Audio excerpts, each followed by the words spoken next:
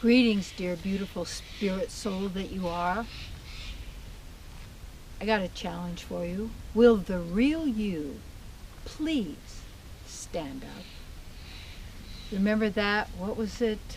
Something the truth. There was some kind of a game show so that people would come out and they would pretend to be the certain person. You had to guess which one of the three was really the person and which ones were the fake.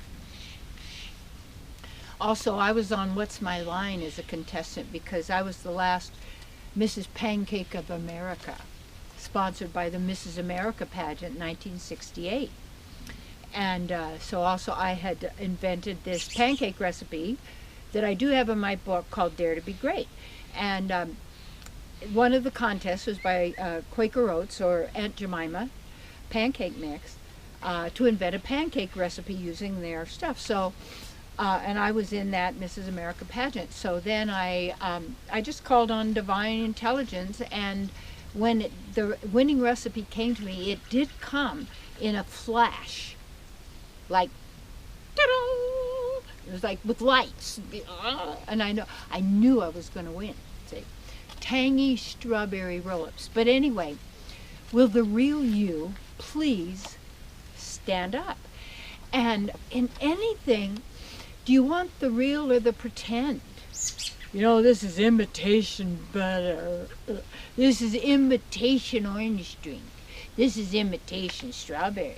This is an imitation life. Now you have to get this. This is, as we've been perceiving it, an imitation, a virtual reality, a shadow reflection of the divine, of the true, of the real. And just like I've used before, when you see the reflection of the mountain, of the trees in the water here, think of the trees or the mountain as the real, and then the reflection then is in the mirror. And it's all done with mirrors, in a sense, like a cube with mirrors on all the sides. So everything keeps repeating in that particular, you have to know how the virtual reality is operating.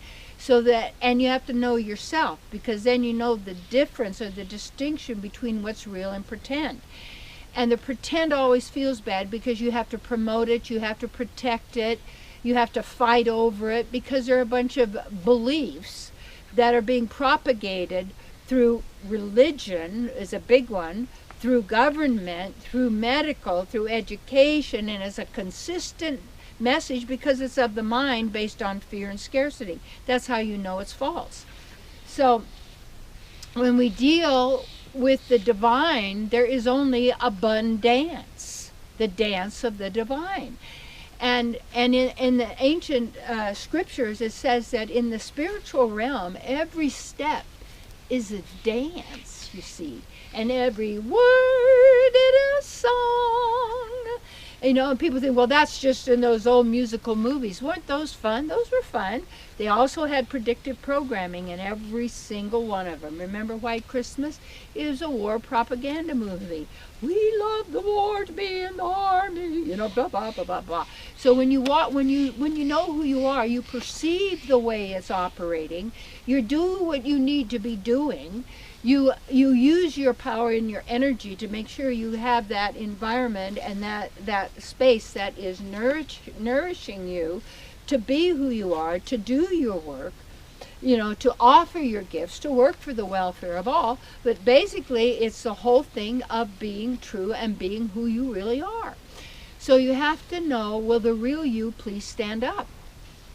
And it isn't who you think you are. It isn't who you've been taught to believe you are. And that's why you have to really know thyself. It's to use some tools to be able to discern the distinctions and the differences. Or we actually believe our thoughts. We think we are our accomplishments. We think we are nationality. We think we are the color of the skin. We think we are the color of the eye. All of this, that is local traffic. And when you keep people always involved in that, you keep them in the fear of not surviving. So because when you look at the mind and you could and know the difference between you and the mind, knowing the difference between inner knowing, direct revelation, the divine operating, and then when you're in the mind trying to make things happen and force things happen and prevent the future bad thing happening, and this is always, and what you used to be, and you shoulda, coulda, woulda, and if you didn't, you didn't, and how bad you feel because you're so bad and you were the worst bad that ever was the bad, and then but you were so fabulous here and you were there. It's the mind. It's endless. And you have to give up the never-ending story. Give up the never-ending story. It's a story. It's not who you are. But by keeping us looping in the cube with the mirrors, we're seeing the shadow reflection. We're receiving the shadow reflection of the divine, because in an artificial reality there has to copy something because there's nothing original. So then when you're always getting copies of copies of copies, and you have people who want to copy themselves so that everybody becomes just like them. You have your house just like mine, you have your body just like mine, you have your face just like mine, you have your hair just like mine, because then everybody will love you and you'll feel better about yourself, because all the time you're suffering because why? The mind.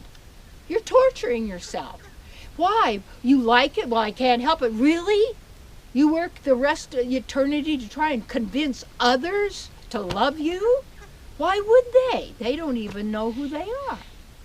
And then if we're trying to do that, you're missing out and torturing yourself until you achieve that right mate, until you get the divorce, until you have the children, until they're married and gone, until you get your next body. And if you shoulda, coulda, woulda, what you will do one day in the future is when you finally get there and have enough. So, how you know will the real you stand up? You have to know who the real you is. And that real you is that first response of kindness, of compassion, of divine love, of wishing for the welfare of all living entities, of taking the killing out of our lives and noticing how much there is in the abuse of others, and how through whatever it is that we are buying, we are purchasing, we are using, we are making those choices that then cause then for the faults, because the faults isn't you. And all of this other is then creating the suffering and the troubles and the pain and the abuse. So how is the real you isn't that. This isn't who we are. And that means in every moment to honor who we are. And it's like going for me barefooted as much as I can. It feels good. My feet are agile, my body's agile. You see, you're moving, you're going. You see, our nature is activity. And I was thinking, oh yeah, I'm getting tired of cleaning this house because it's an old 130-year-old farmhouse and everything, and I'm always like cleaning and go, you know what? I'm so glad I am, because I'm moving. I'm exercising. I'm getting rid of the demons, you see, by bringing forth the beauty of my own being. That's where what you're searching for is, and you have it because you are it. It is not it, you are. Let the real you please stand up.